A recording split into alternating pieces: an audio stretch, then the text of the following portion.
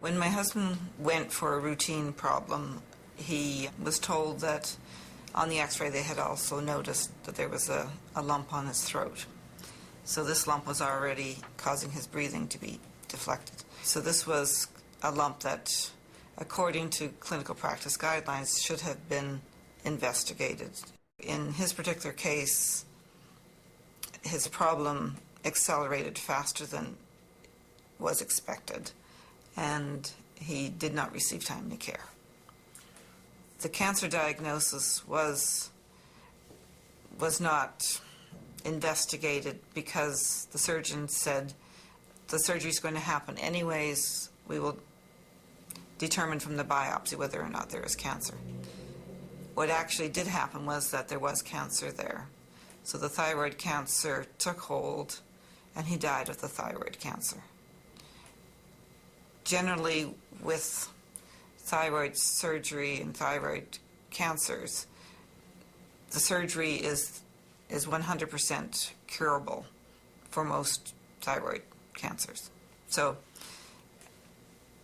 if the surgery had been done in a more timely fashion, I believe my husband would still be alive. My husband sort of felt that the system was going to take care of him. So he didn't advise me, actually, that he required care until he needed to go into the emergency when it had gotten to that stage. So I think we live under the assumption that when we need the healthcare system, it will be there for us. So I think the frustration was that when he called upon the system, it wasn't there in as timely a fashion as was required for the problem.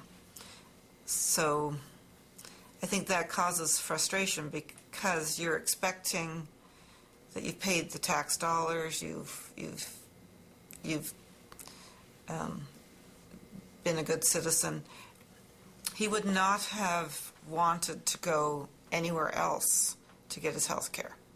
I think this was an issue that came up as we got to the later stages. People said, well, had you known that this was going to happen, would you have been more proactive? And I think that's a difficult situation to be in, because it's almost, you've passed the best before date, and all of a sudden your options are limited. And I think what we both felt was that had the system informed him that it was going to delay his care, then he might have been more proactive about taking charge of the situation. I think what happens is that it may be a personality trait of many Canadians, of they're good Canadians, they wait in line, so that they know that the care is available for them. Sometimes they have to wait a little longer. I think in my husband's case, the wait turned out to be too long and led to his death.